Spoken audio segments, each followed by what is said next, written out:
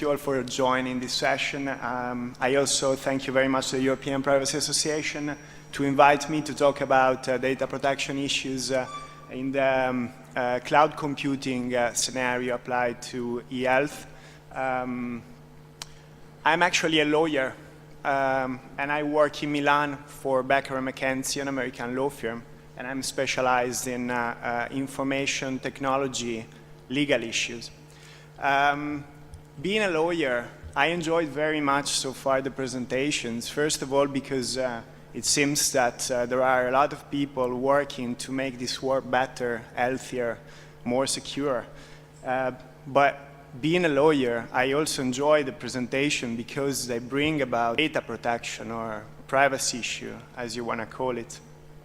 There is actually a technology that is coming out very fast on the market, that is the cloud computing technology, that is even announcing this kind of legal issue. And this is what actually I'm going to talk about. In the last 4 months, I have been busy with a working group organized by ENISA on the cloud computing risk assessment, and I'm one of the selected legal consultants.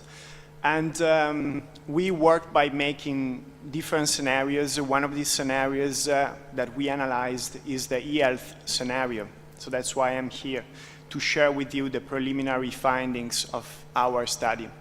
My presentation will be very practical, very pragmatic. Basically, we are going to check out what's the e-health scenario. Then I will point out the legal issues, focus on privacy, and then I try to give you some solution to tackle this problem. The e-health scenario. Actually, you will see it on the screen.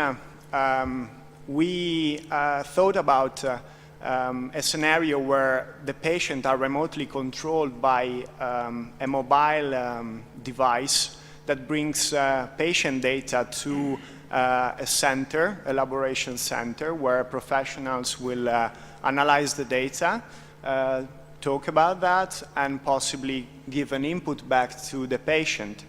Actually, all the service in this e-health scenario we presume to be running on a federated cloud computing infrastructure.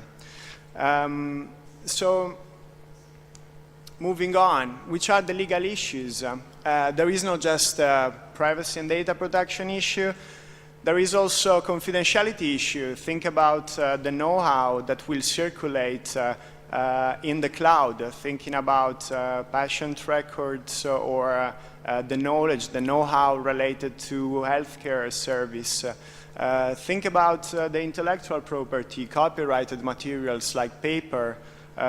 Think about professional negligence. If something goes wrong in the cloud, or if the service is interrupted or the data are not available, then the service provided to the patient will not be up to the expectations and possibly cause damage.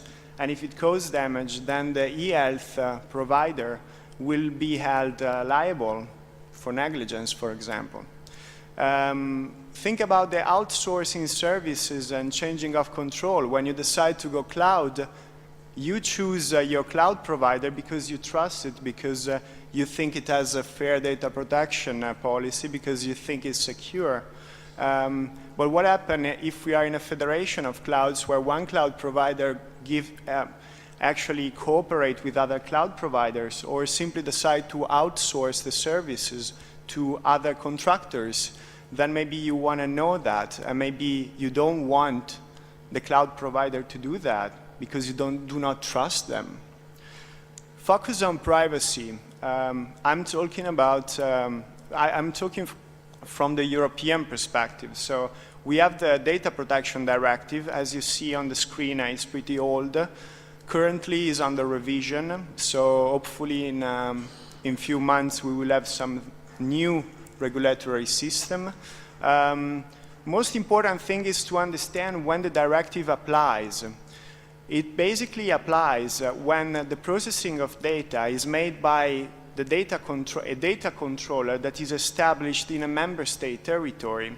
So we will see it afterwards in the next slide. If you think about the scenario, and if you think about the health service provider, he will be the data controller. If he is established in Europe, then the Data Protection Directive will apply. It also applies if the data controller is established outside the European Union but uses technological equipment to process the data in the European Union. So that's very important.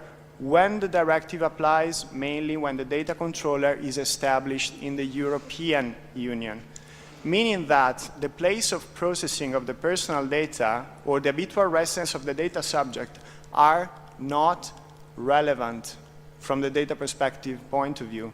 What I have heard so far, it's a lot of concern about that, but it doesn't really matter. Let's define what is a personal data. Personal data is basically any kind of information that is directly or indirectly related to a person.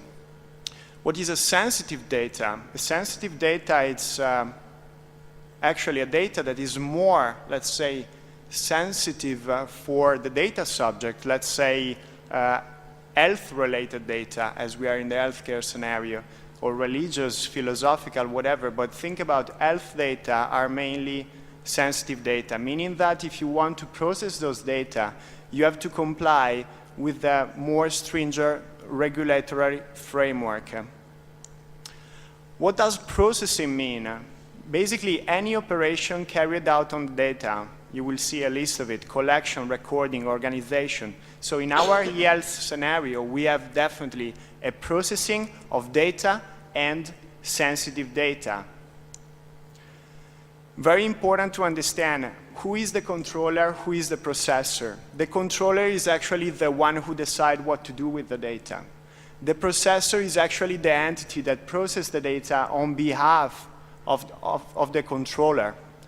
What does it mean if we go, actually, in our scenario, the controller, as I said before, will be the e-health service provider because it collects the data and decides how to use the data, mainly to try to find a medication for the patient. And the cloud provider will most likely be a processor, actually an external processor. External meaning not within the data controller organization, which means transfer of data. We will see it afterwards. That brings about a lot of issues. But anyway, around this point, we need to have more clarification, because if we look at the directive, it's not very clear about who is going to be in this kind of setting, the controller and the processor. So we really hope that the Article 29 Working Party, which is actually, let's say, all the data protection authorities in Europe all together will try to clarify the matter. In our scenario, the data subject will be the patient.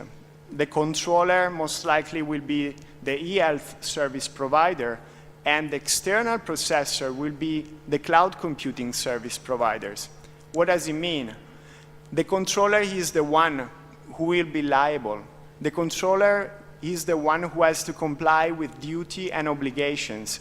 The controller is the one who has to assure, to some extent, that the data processor will also comply with those duties and obligations. And this brings quite a lot of issues if you think about the relationship between controller and processor, between the e-health service provider and the cloud computing service provider. Let's have a look at the slide. In our directive, there are several principles. For example, you have to process the data in the lawful way. What does it mean? It means that the controller has to guarantee that not only the controller itself, but also the processor will process the data in a lawful way and stick to the scope of the processing and try to minimize the data that processes.